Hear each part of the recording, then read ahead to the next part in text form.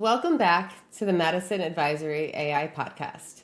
I'm your host, Verner Thompson, founder of Madison Advisory AI. This show is about leaders who are navigating the real intersection of technology, judgment, and trust. Beyond the hype, beyond the buzzwords. Today's conversation is a great example of that. My guest is Dat Lee, founder and managing partner of Motta Financial. Dat has built a professional services firm that uses AI not to replace people, but to remove friction, freeing his team to focus on strategy, accuracy, and better outcomes for clients. What I appreciated most about our conversations is that this isn't theoretical. Dat has implemented AI deeply into how work actually gets done and has been very intentional about where human judgment must remain in the loop. Today, we'll talk about leadership, trust, decision-making, and what responsible AI implementation really looks like in practice. Dat, welcome. I'm really looking forward to this conversation. Me too. Super excited. And thanks for having me. Great. To set the stage for our listeners, can you walk us through your career path, especially the moments that looked like wrong turns at the time, but ended up shaping how you lead and build today? Absolutely, and despite how I look, I've been doing this for almost 2 decades now. Called Good Genes, but to kind of give you a brief overview, I started my career in retail banking. Actually, I was 18, 19 years old and was a branch supervisor at a bank, and then quickly moved into the financial planning world for 6 days, including the weekend, and then another short stint there. Then I became a CPA and went to Deloitte for called 4 or 5 years, and then bounced around in the consulting world for a handful of years, then around to some startups, and then ultimately was ready to kind of join the entrepreneurial ranks. So started Motta Financial, and I say it all the time. It's been the best/worst decision I've ever made in my life. But I like that. When we spoke, you talked about some, perhaps what you would define as failures. What do those moments teach you that perhaps success wouldn't have? I say it all the time, and I also moonlight as an adjunct at Suffolk University. And one of the big things that I tell the students is when they're super scared to make the wrong move because they think it's going to cascade to like the rest of their career and ruin it. For me, I like to tell these stories to say it's like, hey, I've messed up a bunch of times and it's all what worked out. Right? A story from, I guess, Deloitte where I guess a project was going poorly, right? And it was either be put in a tough leadership position, and it was between called a promotion and throwing my team under the bus, right? And I'll say I couldn't throw the team under the bus, right? And it cost me a lot, and at the time, for me, it was a emotional career toll, like X, Y, and Z, right? I actually just talked to one of the people on the team today, and he cited that particular incident and said one, it taught him a lot, and he's actually looking to, I guess, join the firm. For me, I say to the students, it's like he would not have taken my phone call if it wasn't for, I guess, leadership moments like that. One of the important ones in my career for sure. Right, and it does seem like that particular decision shaped you as a leader and likely makes you the leader you are today within the firm that you founded. When you share the maybe we'll see proverb, which I hadn't heard before, how does that show up for you in real decisions that you make today? Do you want me to say the proverb? Yeah, if our listeners haven't heard of it, let's go for it.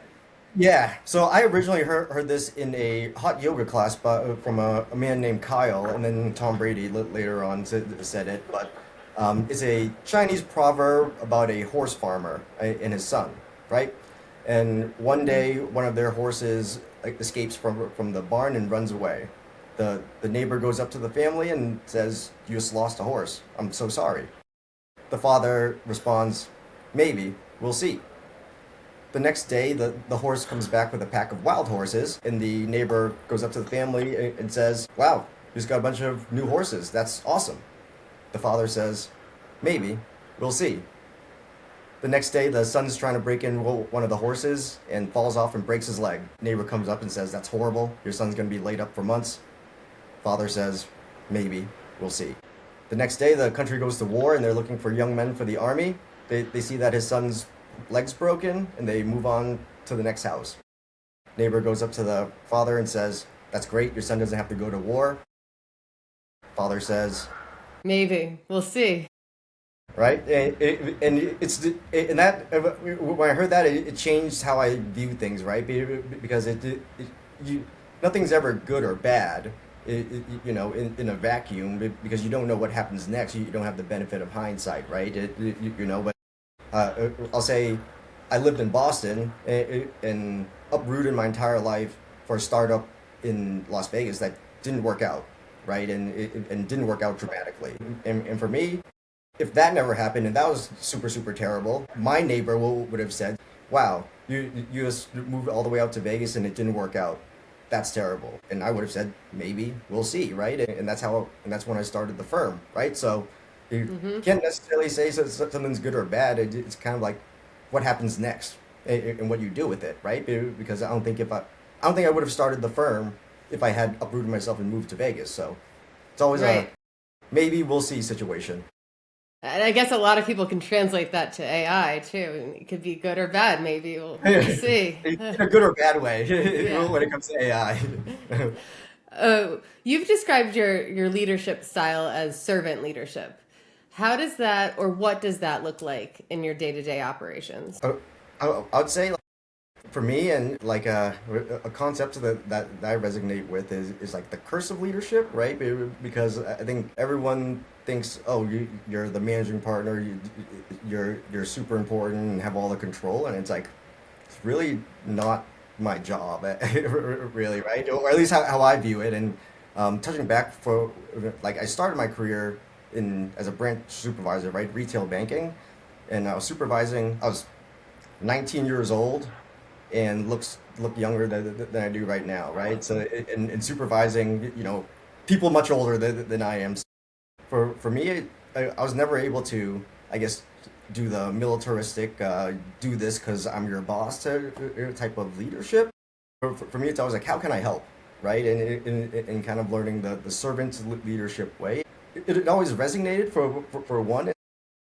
For me, it's kind of your job, right? You're as a leader is, hey, what is the goal, and how do we get the people to kind of march with you there, and what help do they need in supporting them in getting there, right? And for me, Tom Brady, is a big influence for me, and in the same vein of servant leadership, a lot of the feedback that I've received is, when working on one of my teams, it's less of, call it, the stick more than the carrot, but in a different lens, right? Because for me, leaders lead from the front, and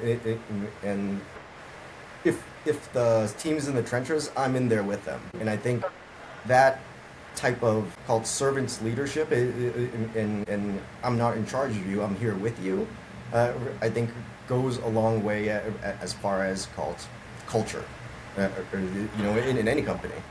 How do you think that really resonates with your team? I think it resonates well. I've worked at big firms like startups, and I hear the same frustrations from people of just like healthy culture and everything like that, and always feeling like, the hierarchy and the politics and the power dynamics, and for me, we approach it more like a sports team, for lack of a better term, and.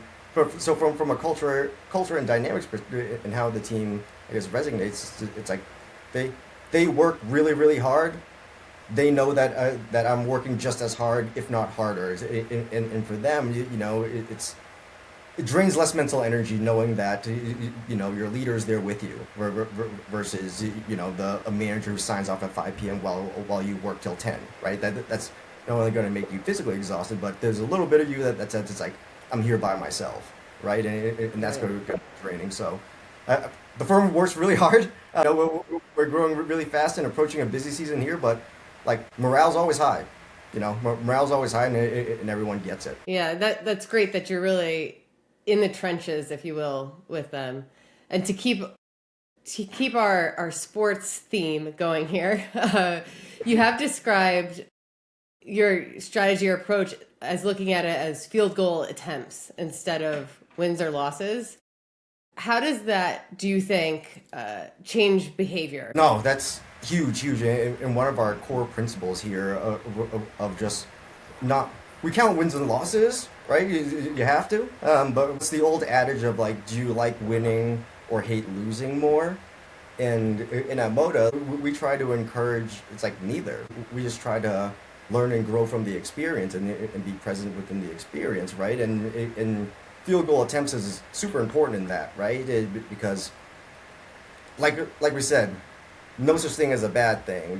From the horse story, so for me, field goal attempts is the best way to learn and grow, right? So we kind of build a culture here where it's like take the shot. Tommy Heinsohn, Boston Celtics legend, the only stat he looked at was field goal attempts. It's like if you don't shoot, you can't score, right? So in our sense, it's not wins and losses. It's take the shot and see where it went well, where it went wrong, and let's improve from it. And let's just keep taking the shot, right? So for us, we try to build a culture where failure is a good thing, right? Failure gives us the information to see where we need to learn. So It's a reference point for learning. And I think that's a great transition into technology and the mindset that's nearly essential as you look at technology. And as we dive into that, can you explain for the non-accountant listeners what Alfred is and how that works?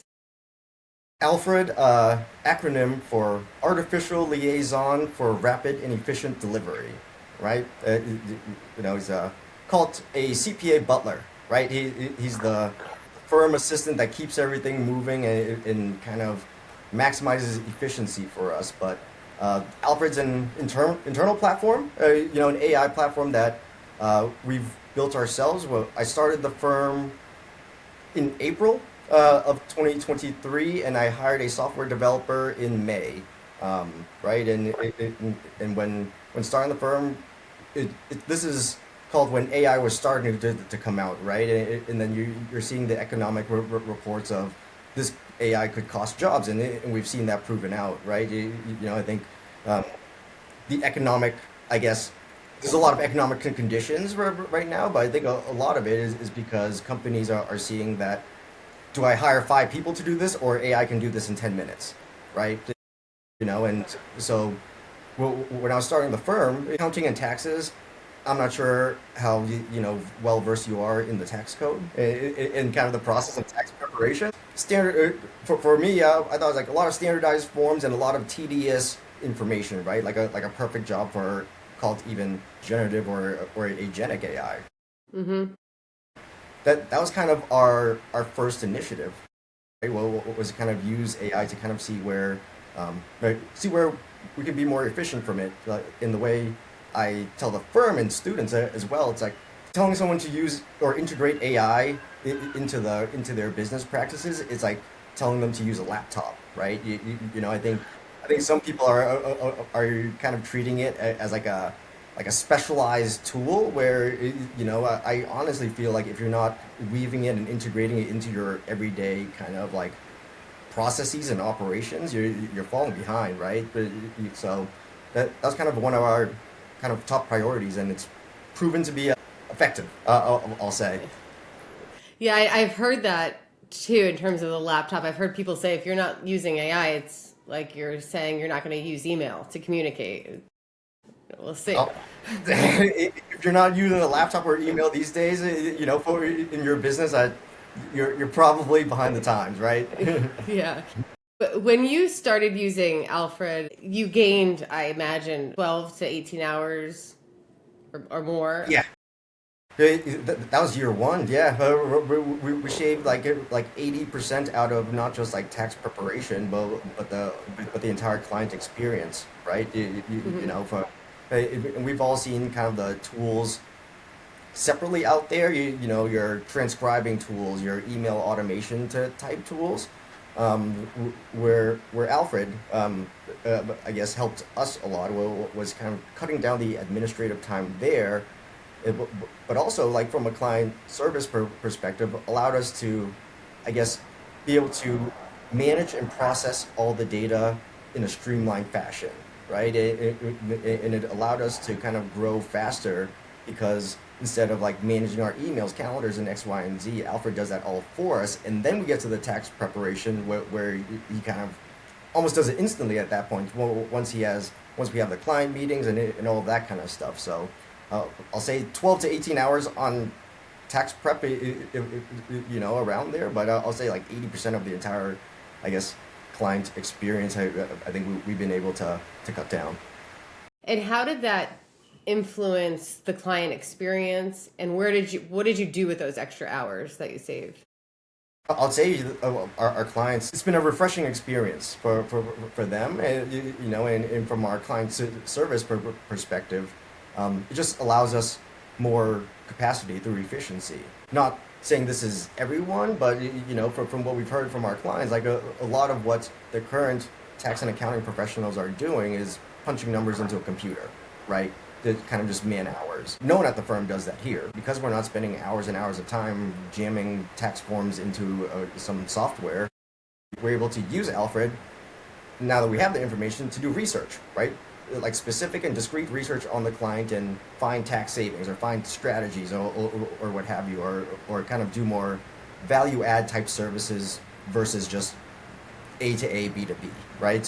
Right.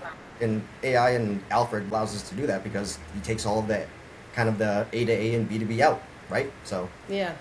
So it sounds like Alfred and your utilization of AI didn't remove people. It provided additional time for clients to have a better experience and for you to be able to provide more judgment as you approach clients. 100%. And you know, I guess being a CPA that works in taxes, if I ever tell anybody that I work in tax, I'm always getting 4 or 5 questions immediately, right? And I guess over the past couple of years, it's hey, I I saw this on Instagram, or I looked this up on ChatGPT. Is it real? Does it fit? Right? And like the answer is always it depends, right? I don't think we're gonna ever live in a world where someone who says, "Hey, I don't need a financial advisor, lawyer, or an accountant," right? You know, I'm not just gonna put all my money into something that AI manages with no human interaction, right? Um, Hmm. Same thing with taxes, right? You know, like there's all the information out there, but there's always nuance to it, and there's always a human touch that needs to be there. So for us, Alfred isn't a replacement. You know, like we still have many professionals here. He's a butler. I like that. Great way to phrase it. Uh, so you've talked about and through the fact that human judgment really can't be replaced, and Alfred has certainly not replaced that. Have you experienced situations where generic AI has really caused client harm, or have heard Yes. stories to that effect? Yes, you know, a lot of my job, taxes, financial therapy sometimes as well, and we've had a few clients, you know, get wrong, I guess not wrong tax advice, you know, just not right enough, right, and that flips their tax bill from $10,000 to $80,000, right? And even had an instance where it was even more than that, and called just regular people, right? And now they're getting tax liens on their house, and like their wages garnishes, and all because either they got bad advice on the internet, basically, whether ChatGPT or somewhere else. So like the human judgment aspect of it is so critical, and especially on topics like finances and things like that, where it's like yeah, AI is good and can speed things along, but it's not 100% accurate, right? And there's always kind of judgment and nuance and context that it may not have, right? So Yeah, it's really where you place your trust in making that trust, decisive manner. And exactly. and those certain mistakes can certainly be life changing or life altering for people. I'll say for most people, if you were supposed to pay $10,000 in tax and now you have to pay $90,000 in tax, most people aren't going to have $70,000 just hanging out, right? Yeah. So yeah, it's going to be a big swing. If you were to look at Alfred and I guess the future of Alfred, what does client specific Alfred look like in a few years for you? Cool. We're in the process of building it right now, so I guess the listeners will be getting call it a teaser or a sneak preview. But Preview, yeah. but yeah, we started building Alfred in 2023, and primary purpose was an internal tool to kind of help service our clients, research, improve our efficiencies, right? But the vision was always like get it into the hands of people. Like we started the firm to kind of give the accounting and CPA services that you would get at a big four to the people who need it, right? Small businesses. And with Alfred, it's kind of the same concept, right? And right now, I am 372 messages behind, over 700 emails and phone calls, a lot, right? And that's because if any of my clients needs information, I mean, most of the time it's like, hey, I need someone who knows my specific situation, knows the tax rules, and able to blend it all together to give me specific and discrete advice, right? Like, would you say that's how you get your tax advice? You need someone who knows the rules and knows your specific financial situation, right? I definitely need someone who knows the rules. Well, so for us, the vision has always been called like primarily us to kind of be able to help our clients, but always been kind of B2C as well. So for our clients to have their own Alfreds, right?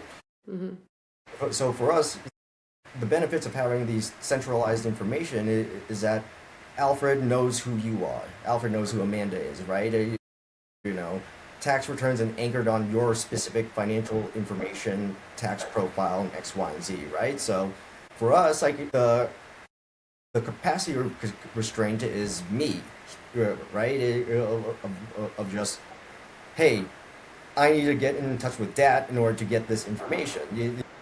So the ultimate vision with Alfred is to kind of have everyone has their own personal Alfred who knows who they are and they're able to ask advice from. There's still going to be human judgment, right? Like we said, Alfred's just an assistant. It just cuts 90% of the work. Imagine you log into your phone, right? You have a question about your withholdings.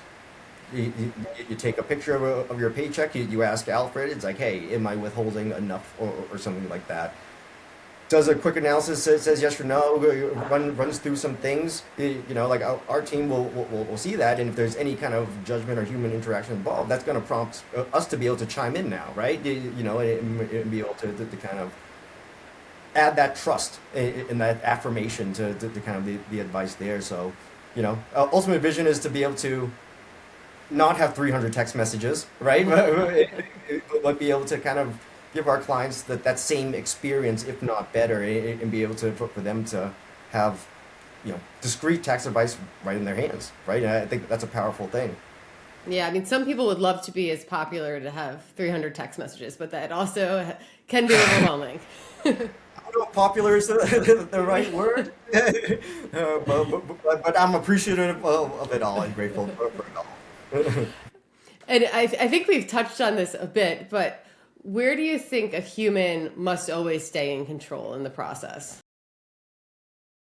I think like at the decision point. I think if we're viewing AI as an enhancer, accelerator, and assistant, right? It can pull the data, come up with like the calculations and stuff like that to help you come up to the decision. But ultimately, the decision point is going to be in my context, me and the client, right? It's like, here's the data Alfred spit out. Amanda, this was your goal, or X, Y, and Z. Let's make a call here, right? So I'll say, like, there's always going to be like that step there. I'll say. Right, and it really does align with the philosophy that Madison Advisory AI has taken too. It's AI is lovely to have in your toolkit, but it doesn't replace the judgment that a Never. human brings to the table. I'd love to, before we wrap up, end here with a lightning round of questions, if you oblige. Always. All right, let me jump in first. What is one principle for leaders implementing AI without breaking trust? Be safe. It's a powerful tool, but with great power comes great responsibility. If you're using AI in your practice, make sure that you're sure about that information, because you don't want to be giving information out, because then that trust is broken. So I'll say data accuracy. Agreed on that front too. A second, what is one metric you pay attention to that most leaders ignore? I would say we track every year what your tasks were in over the past year, and then kind of look year over year what kind of work each person is doing, not just how they did it, but like what type of work, to kind of see how many new things they're learning, right? Like, are they just doing the same things, and all other intangible metrics like that. We'll say things that don't show up on stage. Yeah, that's a great takeaway for our listeners. Is definitely an out of the box, traceable tool to implement. And finally, what is one field goal attempt you encourage listeners to take to the field this week, or the court? So I'll say, like, in whatever kind of industry, job, role that you're doing, whatever your goal is, taking a field goal attempt at it. You don't have to know all the steps and what's the right answer is. The firm didn't start, the way it's envisioned right now. Most of it I've figured out along the way, right? And I think a lot of people are paralyzed as far as just not taking the attempt. So for me, if you want to be like a painter, that's your ultimate goal.